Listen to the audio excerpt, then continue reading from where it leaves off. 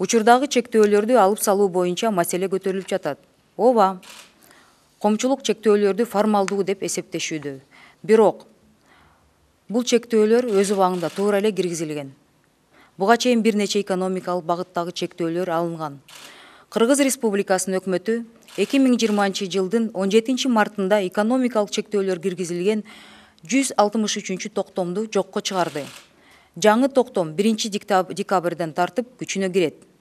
Эми маданий, спорттук, илимий, үй бүлөлүк, эскерүү иш-чараларын өткөрүү, көңүл ачуучу жайлардын иши, соода, оюн зоок борборлорунда жайгашкан балдар оюн-зоок жайлардын, оюн аянтчалардын иши, коомдук тамактануу түйүндөрдүн иши, кинотеатрлардын иши, 50ден ашык орунду коомдук тамактануу түйүндөрдүн иши, интернет, ошондой эле клубтардын, компьютердик клубтардын оюн жайларынын иши, ошол бүт иш-чараларга уруксат берүүнү маселеси боюнча мен токтолуп айтып кетким келет да.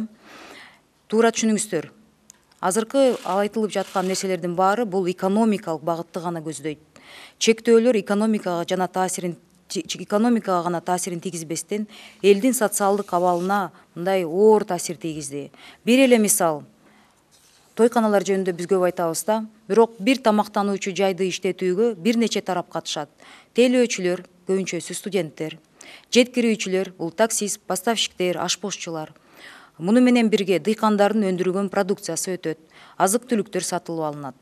Демек, бүтүндөй бир чынжырдан турат. Кыскасы, ушул жерде миңдеген жарандарыбызга үй бүлөлүк кирешесин таап, күнүмдүк оокаты өтөт. Эгер дистанция сакталып, бет кап, улуу муунга сак болсок, мен ойлойм, ишканаларга акырындык менен убакыт иштөөгө уруксат берилиш керек. Өзгөчө белгилеп кетчү нерсе. Буга чейин көркөм өнөр, маданият, искусство тармагындагы театрлардын иши токтотулган. Элибиз руханий өсүүгө багыттоочу театрларды сагынды. Аны биз баарыбыз түшүнүп жатабыз. Облустардагы жана шаарлардагы атайын түзүлгөн штабтардын чечими менен ошол региондордогу эпид кырдаалга жараша иш-аракеттер жандандырылат же чектелет. Бирок толугу менен жабылбайт. Мындан ары биз чек аралардын ачышы боюнча иштеп жатабыз. Экономикабызды кайра акырындык менен жандандыруу багытында иштеп жатабыз. Аларга региондордогу жетекчилерге, акимчиликтерге, облус жетекчилерине азыр уруксат берилип жатат чектөөгө же жандандыруу боюнча. Ар бир аймакта эпид кырдаал ар түрдүүчө болуп жаткандыгын көрүп жатасыздар. Жоопкерчилик аймактык штабтарга жүктөлдү. Учурдан пайдаланып, ишкерлерге кайрылып кетким келет. Урматтуу мекендештер, өкмөт сиздердин абалыңарды жакшы түшүнөт. Ушунча убакыттан бери жабылып турдуңуздар. Экономика жана ден соолуктун ортосундагы биз да оор тандоодо туруп калдык.